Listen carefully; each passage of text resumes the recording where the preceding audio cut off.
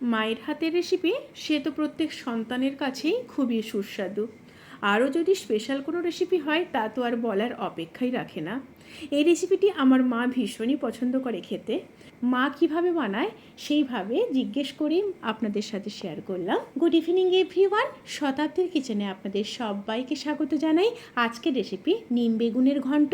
তাহলে চলুন শুরু করা যাক আজকের এই সহজ এবং সুস্বাদু রেসিপি। প্রথমে কড়াইতে 200 ml মতো জল দিয়ে দেব। এই রেসিপির মূল উপকরণ এগুলোই আছে: আলু, সজনে ডাঁটা, মিষ্টি আলু আর বেগুন। বেগুন আছে 2 পিস, রাঙা আলু খুবই ছোট সাইজের একটা আছে, আর 2টো সজনে ডাঁটা আর একটা ছোট সাইজের কেটে রাখা আলু। সাথে দিয়ে দেব হাফ চামচ হলুদ, পরিমাণ মতো লবণ। এবার গ্যাসের ফ্লেমটাকে অন করে দেব, দিয়ে খুব ভালোভাবে মিশিয়ে নেব। এবার ফুটে আসা পর্যন্ত অপেক্ষা করব। যখন ফুটে আসবে তখন স্টিমটাকে একদম লো টু মিডিয়ামে করে সমস্ত সবজিগুলোকে প্রায় 90% সেদ্ধ করে নিয়ে তারপর ফিরে আসছি।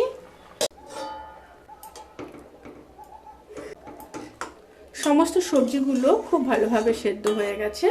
এবার গ্যাসের ফ্লেমটাকে অফ করে নামিয়ে নেব। এবার অন্য একটা পাত্রে নিমকুড়িগুলো ভেজে নেব। নিমকুড়িগুলোকে খুব ভালো করে ভেজে নিয়ে তারপর ফিরে আসছি। নিমগুলো খুব ভালো করে ভাজা হয়ে গেছে। যখন দেখবেন এইভাবে হালকা ব্ল্যাক কালার হয়ে এসছে তখনই ভাববেন যে নিমগুলো পারফেক্টলি ভাজা হয়ে গেছে। এবার নিমগুলোকে তুলে নেব। এবার কড়াইতে কিছুটা সর্ষের তেল দিয়ে দেব। এই রেসিপিটি কিন্তু অতি অবশ্যই সর্ষের তেলে করতে হবে। তেল গরম হয়ে গেলে বড়িগুলো ভেজে নেব। বড়িগুলো ভাজা হয়ে গেছে, এবার তুলে নেব।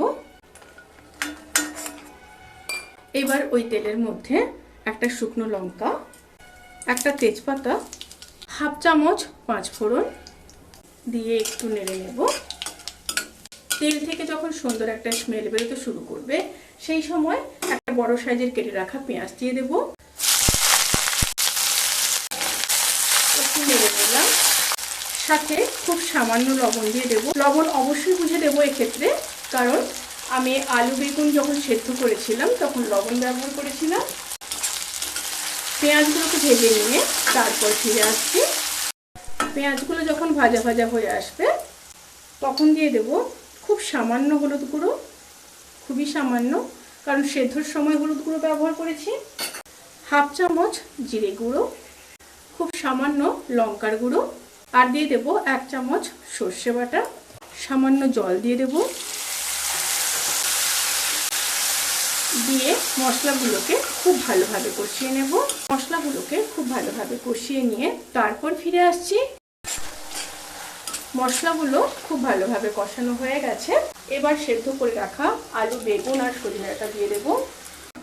এই রেসিপির ক্ষেত্রে কিন্তু জল একটু মেপেই দিতে হবে। আমি এখানে 2 জনের মতো রান্না করছি তাই পরিমাণটা বলে দিয়েছি, আর আপনারা এখানে পরিমাণটা বাড়িয়ে কিংবা কমিয়ে নিতে পারেন লোক সংখ্যা অনুযায়ী। তরকারিটা যখন ফুটে আসবে তখন বড়িগুলোকে এইভাবে হাত দিয়ে গুঁড়ো করে দিয়ে দিতে হবে, দিয়ে মিশিয়ে দেব। মিশিয়ে দিয়ে আবারও মিডিয়াম টু হাই স্টিমে 2 থেকে 3 মিনিট হতে দেব। তরকারিটা যখন একদম হয়ে আসবে তখন ভেজে রাখা নিম পাতাগুলোকে এইভাবে হাত দিয়ে গুঁড়ো করে ওপরে ছড়িয়ে দেব। খুব ভালোভাবে মিশিয়ে নেব। নিম বেগুনের ঘন্ট কিন্তু পুরোপুরিভাবে রেডি। এবার গ্যাসের ফ্লেমটাকে অফ করে দেব। অফ করে ঢাকা দিয়ে 10 মিনিট স্ট্যান্ডিং টাইমে রেখে তারপর সার্ভ করব। রেসিপিটি কেমন লাগলো প্লিজ কমেন্ট করে জানাতে কিন্তু ভুলবেন না। আপনারা সবাই ভালো থাকবেন, সুস্থ থাকবেন, সাবধানে থাকবেন। আজকের মতো এই পর্যন্ত। পরের রেসিপির জন্য অপেক্ষা করুন। টাটা।